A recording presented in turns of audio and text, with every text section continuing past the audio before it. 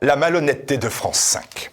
Le collectif Médias Citoyens a mené une enquête de plusieurs semaines sur la malhonnêteté de la chaîne publique France 5. Dans de nombreuses émissions ou débats, France 5 omet délibérément d'indiquer que les spécialistes invités sur ces plateaux sont des militants politiques. Pour le collectif, il ne fait aucun doute qu'il s'agit, je cite, incontestablement d'une stratégie mise à l'œuvre depuis des années sous l'impulsion des programmes de France Télévisions. Les experts invités mènent en parallèle des activités partisanes cachées aux téléspectateurs. Ce dernier, qui ne pourra pas savoir de prime abord qu'il a affaire souvent à des militants d'ultra-gauche de la NUPS.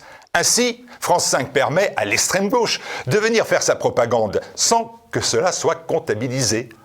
Que l'on comptabilise tout cela dans les temps de parole des formations politiques. Et la très sourcilleuse autorité publique, l'Arcom, n'y trouve rien à redire. Allez, un exemple de dissimulation relevé par ce même collectif. C'est Politique, diffusé en mai dernier, le dimanche 28 mai, accueille comme invité principal Michael Fossel, présenté comme un philosophe iconoclaste, mais pas comme un soutien officiel de Jean-Luc Mélenchon et participant actif aux activités des cadres de LFI. Un simple oubli.